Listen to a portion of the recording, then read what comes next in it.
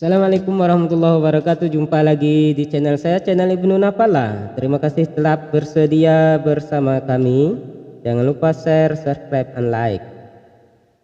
Kembali saya akan membacakan bagian ke-6 pada buku ini, buku yang akan kita tamatkan bersama. Sebelumnya mari kita bersolawat kepada baginda Rasul.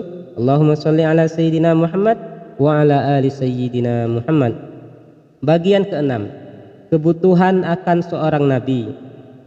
Abdul Muthalib tidak menyembah Hubal, ia selalu menyembah Tuhan Allah Subhanahu wa taala. Meskipun demikian, berhala Mu'abbid telah berdiri di rumah Allah selama beberapa generasi.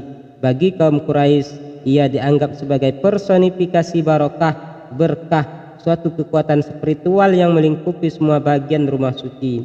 Ada beberapa rumah suci lain yang lebih kecil di sekitar Arab, di antaranya yang paling penting yang terletak di Hijaz adalah kuil tiga putri Tuhan. Demikian para penyembahnya menyebutnya, yaitu Latta, Al-Uzzah, dan Al-Manat. Sejak tahun-tahun awalnya, seperti penduduk Arab di Yathrib, Abdul Muthalib memuja kuil Al-Manat yang terletak di Kudaid, Laut Merah, hampir tepat di sebelah barat daerah Oasis. Yang lebih penting bagi suku Quraisy adalah kuil Al-Uzzah yang terletak di lembah Nakhlah, sehari perjalanan unta ke arah selatan Mekah. Sehari lagi perjalanan pada jarak dan arah yang sama akan mengantarkan orang ke Taif, sebuah kota yang sangat subur dihuni oleh suku Thaqif, keturunan salah satu suku besar di Arab, Hawazin. Al-Latta adalah Dewi Taif dan patungnya ditempatkan di sebuah kuil mewah. Sebagai penjaga kuil itu, Thaqif menganggap mereka sebagai rekanan kaum Quraisy. Kaum Quraisy pun selalu menyebut dua kota untuk merujuk Mekah dan Taif. Namun, meskipun Taif sangat subur dan sangat sejuk, karena itu disebut Taman Hijaz, bukan berarti masyarakatnya tidak iri dengan lembah gersang di utara mereka, sebab mereka sadar bahwa kuil mereka, betapapun mempromosikannya, tidak dapat menandingi rumah Tuhan atau Ka'bah. Bukan pula mereka sama sekali tidak mengharapkan bertukar tempat, karena mereka juga keturunan Ismail dan memiliki akar-akarnya di Mekah. Sentimen-sentimen itu pun bercampur dan kadangkala meletupkan konflik. Sementara suku Quraisy tak pernah merasa iri terhadap siapapun.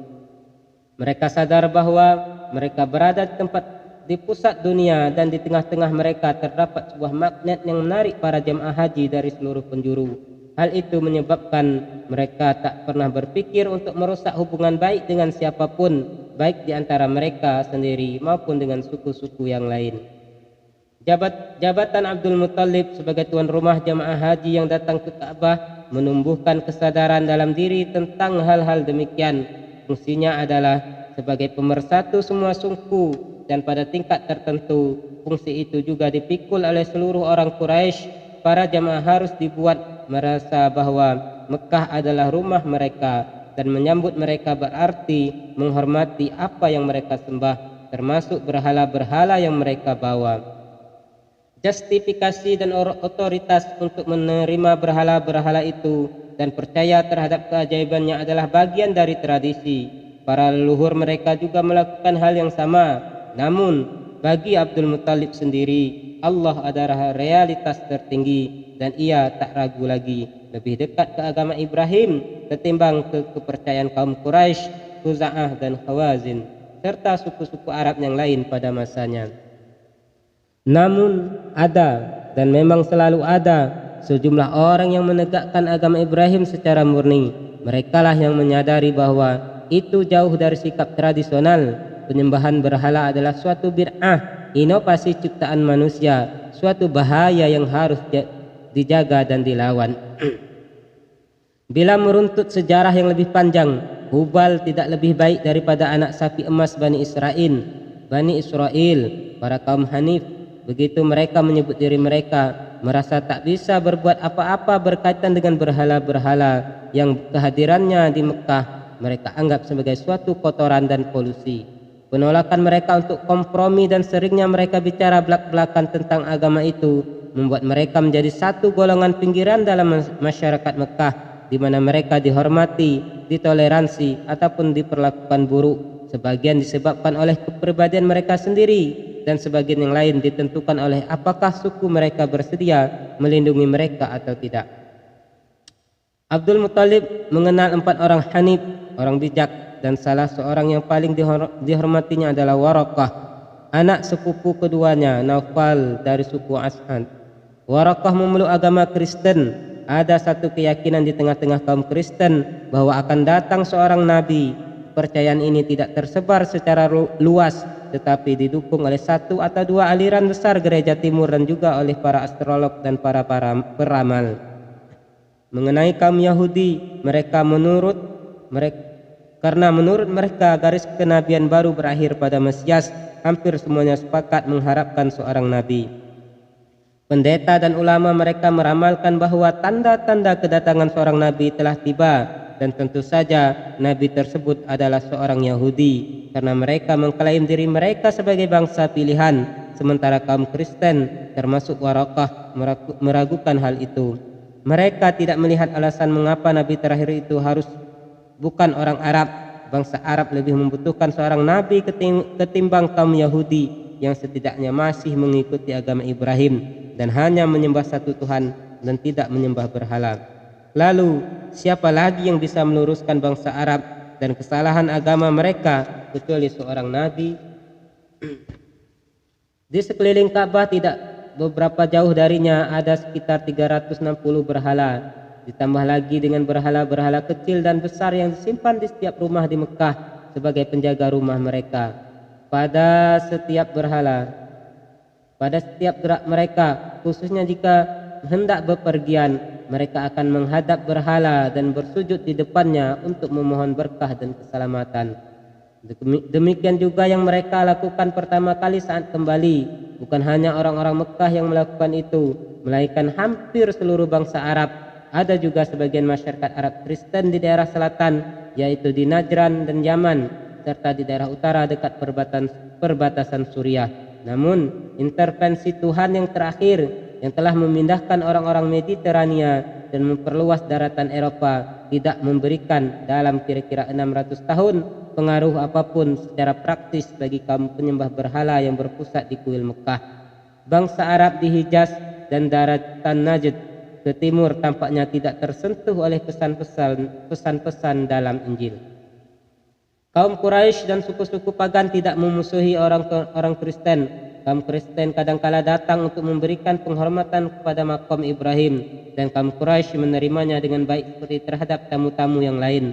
Lebih dari itu, seorang penganut Kristen dibolehkan, bahkan didorong untuk membuat lukisan perawan Maria dan anaknya Kristus pada salah satu bagian dalam dinding Ka'bah yang jelas-jelas akan tampak mencolok karena begitu berbeda dengan gambar-gambar yang lain. Tetapi kaum Quraisy tidak melihat perbedaan itu. Bagi mereka, hal itu hanya menandai bertambahnya jumlah berhala yang telah ada. Hal itu juga merupakan wujud dari toleransi mereka yang membuat mereka begitu kukuh. Tak seperti sebagian besar orang sukunya, Waraqah dapat membaca dan telah mempelajari Injil dan teologi. Karena itu ia mampu melihat bahwa dalam suatu janji Kristus yang umumnya oleh umat Kristen dianggap merujuk ke mukjizat Pantekosta, tidak ada satu elemen pun yang tidak cocok dengan mukjizat itu dan mesti dirujukkan ke sesuatu yang lain, sesuatu yang belum terpenuhi. Bahasanya sekarang jelas kritik tetapi tersirat dalam kalimat, ia tak akan berkata tentang dirinya, namun segala yang dapat ia dengar itulah yang akan ia katakan. Waraqah mempunyai saudara perempuan yang sangat dekat dengannya, Qutailah. Waraqah sering membicarakan berbagai hal dengannya. Kata-kata Waraqah sangat membekas dalam hatinya bahwa akan datang seorang nabi. Akankah ia datang di tengah-tengah mereka?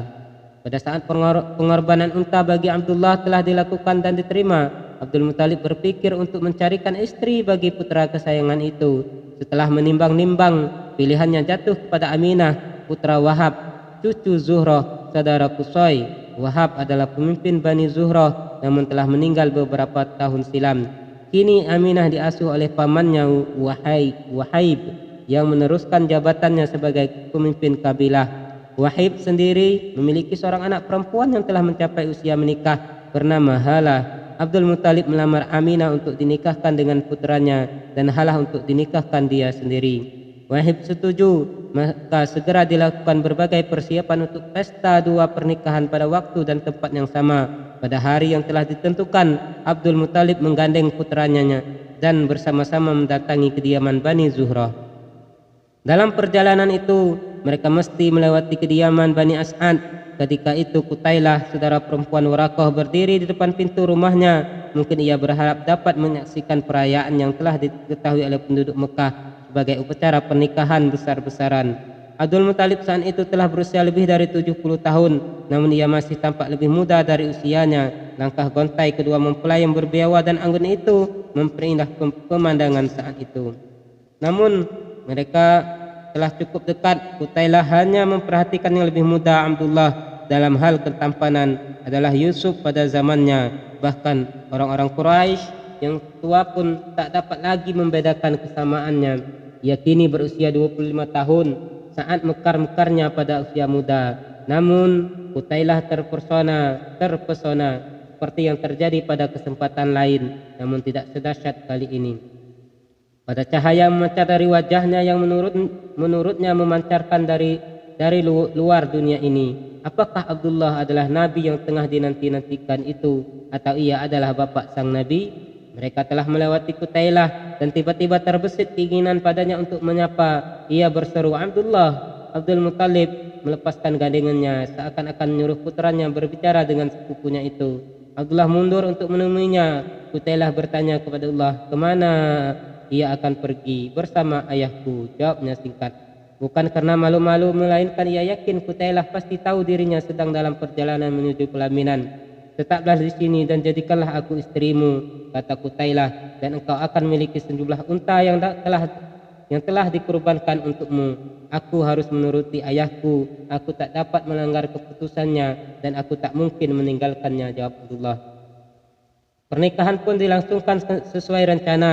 Dua pasangan pengantin itu tinggal beberapa hari di kediaman Wahib. Pada waktu itu Abdullah keluar untuk mengambil sesuatu dari rumahnya sendiri dan ia bertemu lagi dengan Qutailah, saudara perempuan Waraqah. Maka Qutailah menatap wajah Abdullah dengan seksama ketika ia berhenti di dekatnya. Abdullah berharap Qutailah mengajaknya bicara. Ketika Qutailah diam saja, Abdullah bertanya mengapa ia tak berkata lagi seperti kemarin. Ia menjawab, "Cahaya yang ada padamu kemarin telah hilang. Hari ini engkau tak lagi bisa memenuhi harapanku." Pernikahan itu berlangsung tahun 569 Masehi.